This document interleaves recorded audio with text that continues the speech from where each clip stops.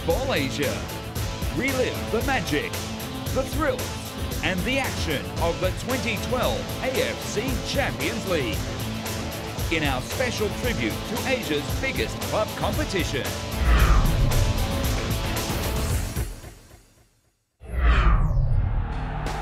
Al Ain, Al Ittihad, John Book Motors, Urawa Red Diamonds, Gamba Osaka, Pohang Steelers, Seongnam Ilhwa Chunma, and Al Sadd, all past winners of the AFC Champions League. In 2012, another name would be added to that roll of honour. 37 teams, 122 matches, 352 goals, one winner. This is the story of the 2012 AFC Champions League. The 10th edition of the tournament kicked off on the 10th of February with the playoffs. Making it to the group stage from the west was Iran's Esteghlal, who overcame domestic rival Zobahan 2-0 before seeing off Al Ettifaq 3-1. In the other west playoff, UAE Pro League side Al Shabab Al Arabi progressed with a 3-0 win over Uzbekistan's Neftchi.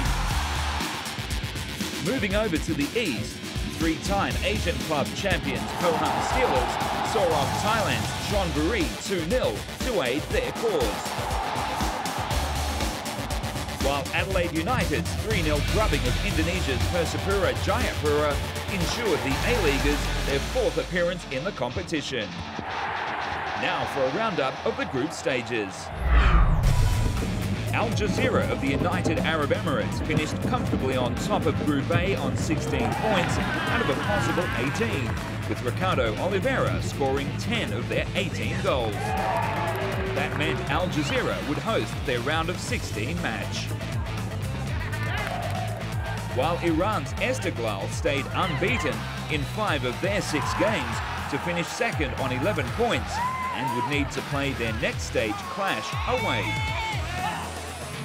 Over in Group B, two-time ACL winners Al Ittihad were the strongest team, managing 5 wins and a draw from 6 matches to ensure home ground advantage in the round of 16.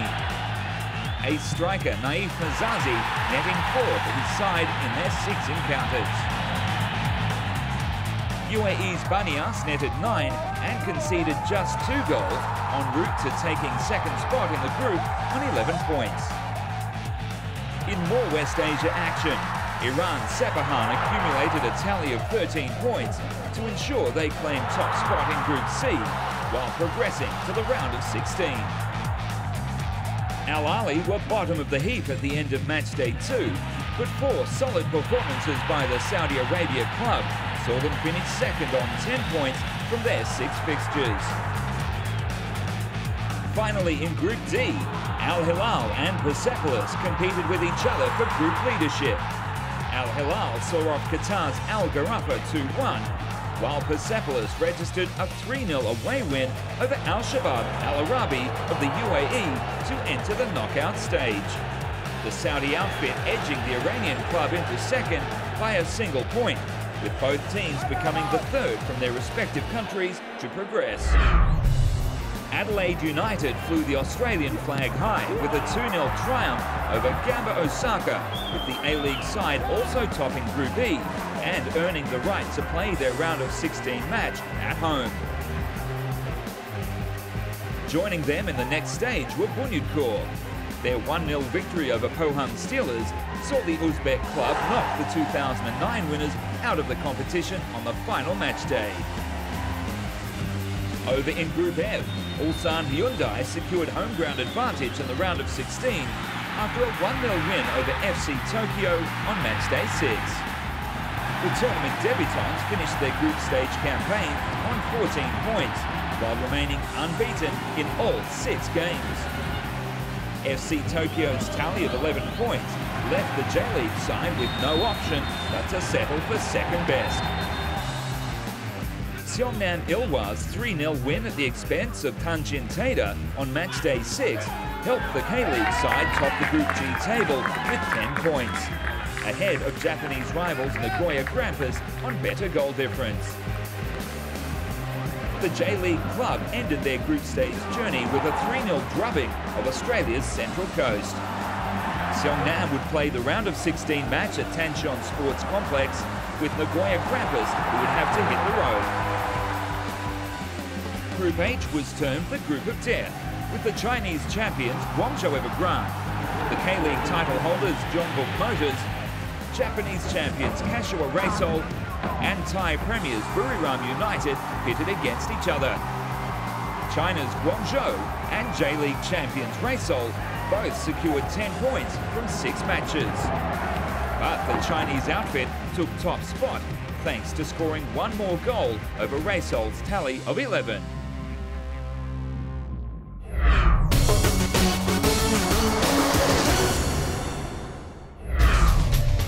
Coming up, 16 teams in the knockout stage, but only 8 spots up for grabs.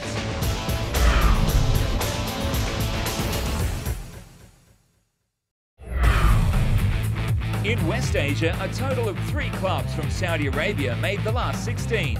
2 from the United Arab Emirates and 3 from Iran, all challenging for the 4 quarter-final places on offer.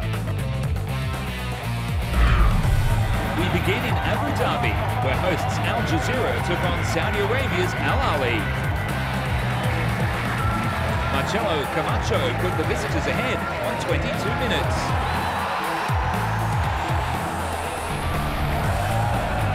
Al Jazeera equalised 11 minutes later through Ricardo Oliveira. Before taking the lead in the 62nd minute through Matias Delgado. But Al Ahly drew level in the 75th minute with Ahmed Al Hosni's effort.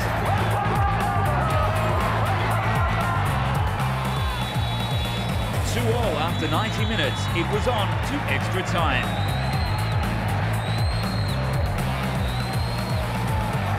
Oliveira put Al Jazeera ahead with 6 minutes remaining. But Victor Samoes equalised 4 minutes later.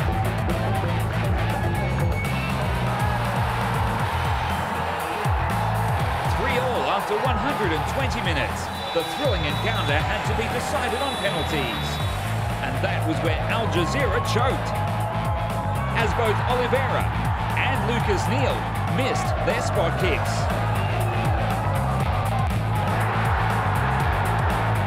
Al Ahly won the duel 4-2 to progress to the quarterfinals for the first time since 2005.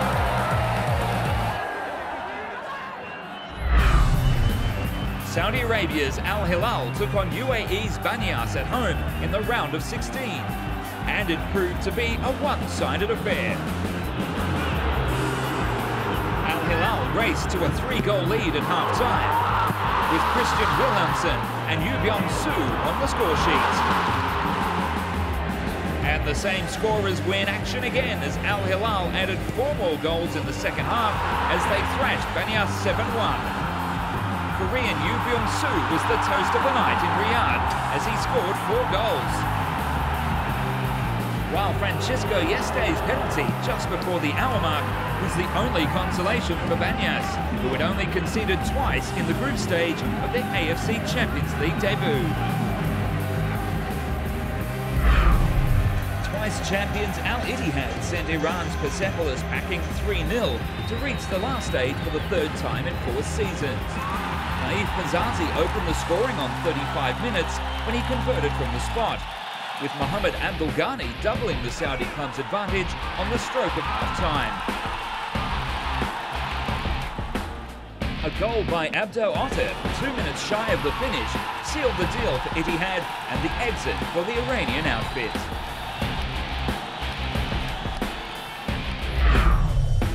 Iranian champion Sepahan secured a place in the quarter-finals for the 2nd year in a row when they saw off domestic rivals Esteghlal 2-0. Bruno Cesar Correa's effort on 8 minutes and Mohsen Benga's powerful header on 34 minutes, earning Sepahan the much-needed victory.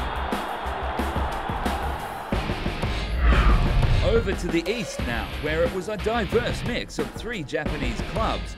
2 from Korea Republic, 1 each from China, Uzbekistan and Australia. Ulsan Hyundai locked horns with J-League champions Kashiwa Reysol at home.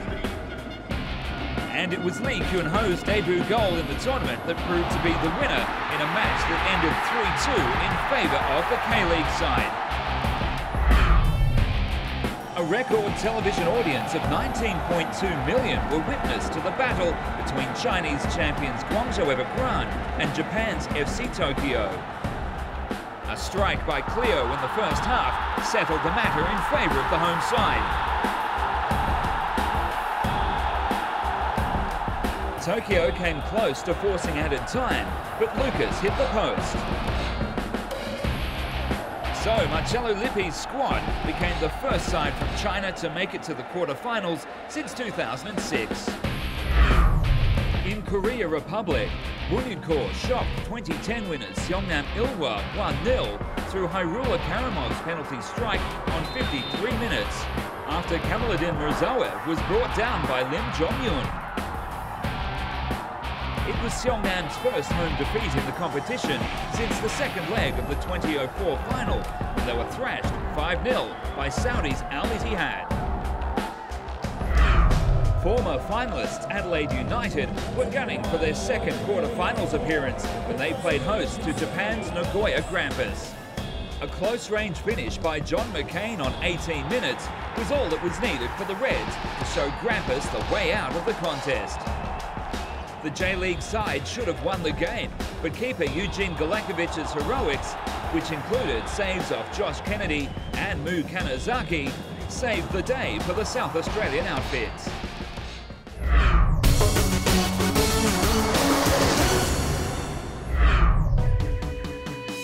And that winning goal by John McCain is the focus of our Nikon #1 photo of the week. It was McCain's finish that sent the Reds into the quarter-finals. It wasn't the most spectacular goal, but it was all Adelaide needed to keep their AFC Champions League dreams alive. The celebrations said it all in our Nikon #1 photo of the week.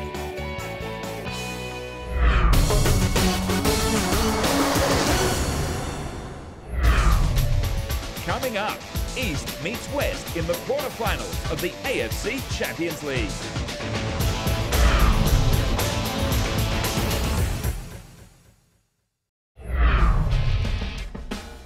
Here's a look now at the quarterfinalists. West Asia would be represented by 3 clubs from Saudi Arabia in the form of Al Ahly, Al Ittihad and Al Hilal. Sepahan of Iran are the 4th club.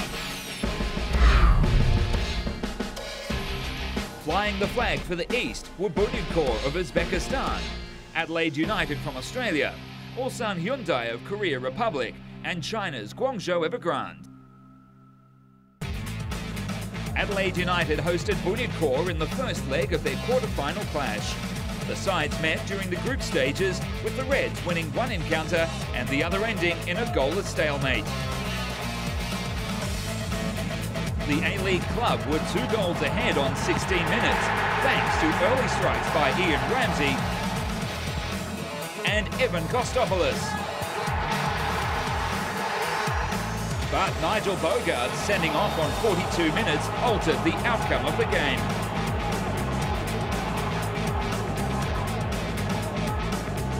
With Jasser Kasanov and Shavkat Salamov levelling the score for the Uzbek side as the teams finished with a draw.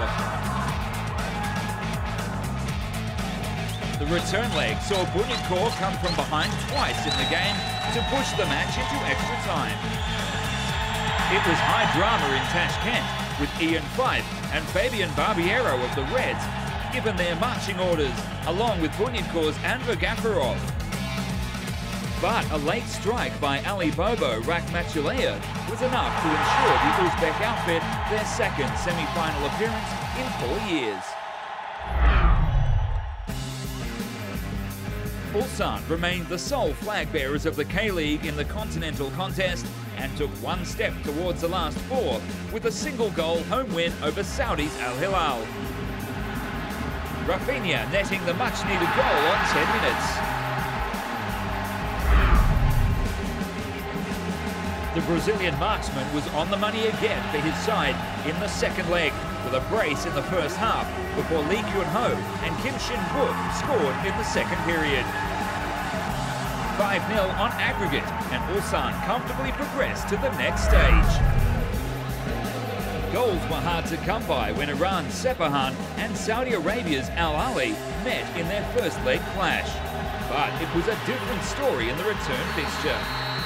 Sepahan custodian Reza Mohammadi was sent off the field on 27 minutes, and then the goals poured in, with Victor Samoas opening the scoring with a penalty on 30 minutes. And Ahmed Al-Hosni netting a brace as the Saudi club progressed with a 4-1 aggregate victory.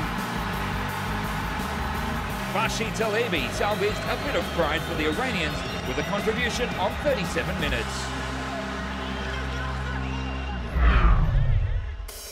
The Guangzhou Evergrande and Al Ittihad battle was touted to be the biggest of the last 8, with Marcello Lippi's super squad up against the two-time champions and once runners-up Al Ittihad. The Chinese champions led the way in the first half, with Gao Lim and Guang Bowen putting their names on the scoreboard. But 4 goals by the Saudi outfit, including 2 headers from Naif Hazazi in the second period, gave Ittihad a 2-goal advantage going into the return leg. The Southern China Tigers look to be on course for China's first semi-final appearance since 2005, when Dario Conca and Lucas Barrios pulled Guangzhou level in the first half. But 11 minutes shy of the final whistle, Fahad Mossayed hit the target, sending Ittihad into their 5th semi-finals appearance. So this is how the semi-finalists lined up. Al Ittihad would take on league rivals Al Ahly in the mouth-watering Jeddah derby, while Bunyodkor welcomed Ulsan Hyundai to their backyard in Tashkent for their game.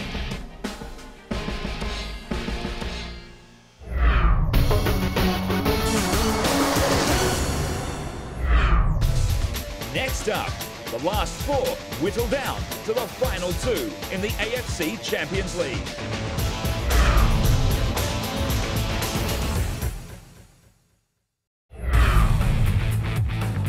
Bunyodkor were given a dream start on 5 minutes by Jovlon Ibrahimov. But Kim Shin-wook, Rafinha and Lee Kyun-ho fired home 3 unanswered goals to give Ulsan a 3-1 result. The Uzbek club were the more aggressive of the sides in the second leg, and Shavkat Salamov came close on 7 minutes, and again on 8 minutes. But second-half goals to Kim Shin-wook and Lee Kyun-ho were enough to show Bunyodkor the exit door, as Ulsan progressed to their first finals appearance in the AFC Champions League. Al Ittihad were the favourites when they took on fellow domestic rivals Al Ahly in Jeddah. Captain Noor came close to putting Ittihad ahead on 19 minutes, while Al Ahly's best chance on 33 minutes saw Ahmad Al-Hosni denied by Ittihad keeper Magrud Said. But Naif Hazazi found the back of the net with a scrambled effort on 67 minutes to give Ittihad the advantage going into the return fixture. It was his 8th strike of the campaign. Simoes put Al Ahly's intentions on display as he hit the woodwork 7 minutes into the second leg, before Motaz Al-Mossa saw his effort turned away by Ittihad Saeed on 32 minutes. Mossa then made up for his miss on 44 minutes, glancing the ball into the Ittihad goal. Al Ittihad made every effort to restore their lead, and the match looked to be heading into extra time, until Samoas made it 2-1 Al Ahly on aggregate with 6 minutes left on the clock, and that's how it ended in Jeddah. It was a meeting of the debutants in the final of the AFC Champions League, with Ulsan Hyundai playing host to Al Ahly. A crowd of more than 42,000 packed the Ulsan Munsu Stadium for the big occasion. Al Ahly were the surprise package of the contest, but Ulsan's 11-match unbeaten run installed them as favourites. The Harangi netted 24 goals while conceding just 10 en route to the final and had their eyes firmly fixed on the title. The K-League outfit adopted an attacking mindset, which paid dividends after 15 minutes when captain Kwok Tae-hui rose above the pack to head home the opening goal.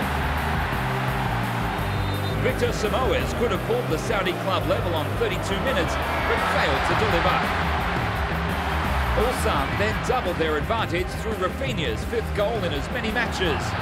2-0, and Ulsan had one hand on the trophy. With 15 minutes remaining, Kim Seong-yong put the issue beyond doubt. 3-0 the final score, and Ulsan's 9th victory of the tournament was the sweetest of them all.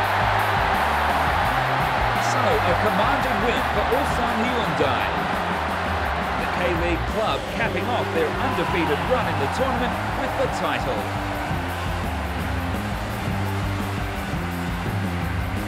A good night all round for Ulsan Hyundai. The newly crowned champions pocketed a $1.5 million winners check, while also bagging the Fair Play Award and a debut appearance at the FIFA Club World Cup. Mercurial midfielder Lee Kyun-ho was awarded the most valuable player of the tournament, while Ricardo Oliveira of Al Jazeera took home the top scorer award for his haul of 12 goals. Kim Ho-kon, who was awarded the 2012 AFC Coach of the Year, attributed his team's success to meticulous preparation. Before the Asian Champions League, we didn't have much information about our opponents, but we went to watch their games and we also got their videos so that we could analyze their strengths and weaknesses. We relayed this information to our squad and were able to tackle key opponents individually. That was the key to our victory. Ulsan skipper Kwok Tae-hui believes that unity was the backbone of his team's strength in the final game. We got stronger and more coordinated with each game we played in the Asian Champions League. We were in sync with each other's minds and aware that no single player could pull off a win. Using each player's skill and strength, we played as a unit, and that was our formula for success. Ulsan Hyundai became the 4th K-League side since 2006 and the 3rd in the last 4 years to lift the silverware. The Harangi were also awarded the prestigious 2012 AFC Club of the Year. Ulsan Hyundai, the new champions of Asia.